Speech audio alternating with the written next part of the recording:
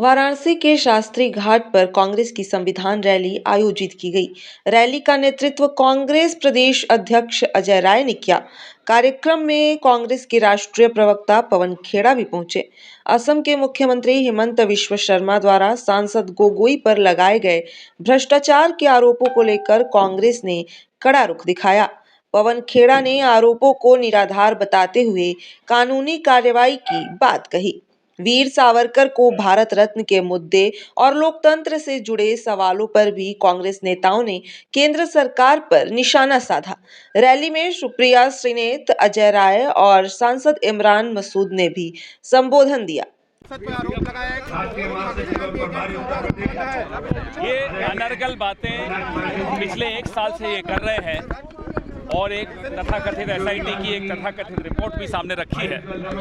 ये जानते हैं कि इनके और इनके परिवार के ऊपर जो गंभीर भ्रष्टाचार के सबूतों के साथ आरोप लगे हैं, 1.5 लाख एकड़ जमीन कैसे इन्होंने मोदी जी के साथियों को दी और इनके अपने परिवार ने कितनी जमीन ले ली, ऐसे अनेक भ्रष्टाचार के आरोप। उनसे बचने के लिए अब ये सबका ध्यान बटा रहे हैं। एक ऐसे परिवार पर आरोप लगा रहे हैं जिस परिवार के हमारे स्वर्गीय गोगोई साहब आधुनिक असम के निर्माता हैं।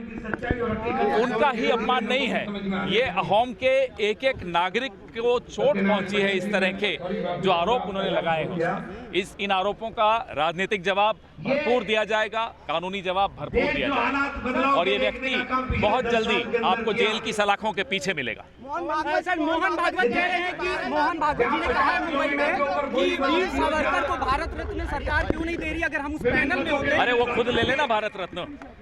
एक ऐसा संगठन जिसको अपने आप को पंजीकृत कराने की ताकत नहीं है, हिम्मत नहीं है, एक ऐसा संगठन जिसका राष्ट्र निर्माण में कोई योगदान नहीं रहा है, जब से इनका इतिहास शुरू हुआ है तब से गद्दारी का इतिहास है। इस व्यक्ति को आप सुनते क्यों हैं, मुझे ये नहीं समझ में आता। रही बात सावरकर की, तो अब माफी मांगने वालों को भारत रत्न मिलेगा, तो आप सोचिए जो लाखों लोग भारत की आजादी के लिए जिन्होंने अपनी कुर्बानी दी, उनकी आत्मा पर क्या गुजरेगी। पीयूष गोयल कह रहे हैं कि मेरे सामने प्रधानमंत्री को घेरा गया। देखिए, जो प्रधानमंत्री साथ ही सांसदों से डर जाए तो लोकतंत्र में उस व्यक्ति की जगह ही नहीं है।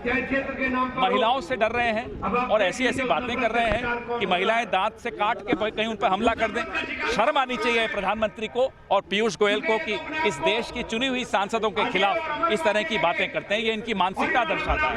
सही बात यह है कि ये सवालों से डरते हैं।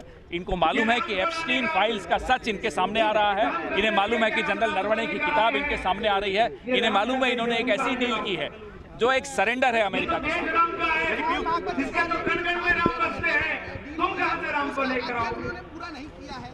वो कर भी लेंगे तो क्या तोप चला लेंगे। जो किसान है वो जानता है उसके साथ कितना बड़ा धोखा हुआ है। मोहन भागवत की इंतजार नहीं कर रहा है इस देश में कोई भी। उन्हें लगता है कि कोई उनकी इंतजार कर रहा है। इस देश का किसान परेशान है, हैरान है इस डील से।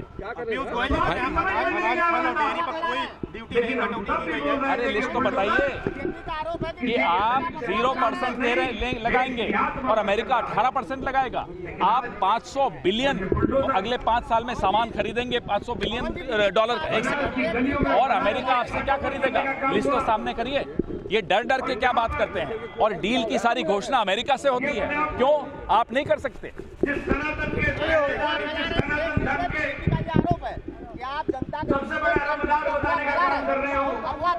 अरे यही आरोप उन्होंने तब लगाया जब किसानों के काले कानून लाए। क्या हुआ? कानून वापस लेने पड़े ना। यही आरोप तब लगाया जब भूमि अधिग्रहण का काम किया इन्होंने, वो भी वापस लेना पड़ा। जहां हम खड़े हैं यहाँ बगल में वरुणा नदी की हालत देखिए, वहां गंगा की हालत देखिए, ये तो सबके सामने है। ये गुमराह करने की तो बात नहीं है। मणिकर्णिका घाट की हालत देखिए, ये सबके सामने है। इसमें गुमराह करने की क्या बात? Thank you.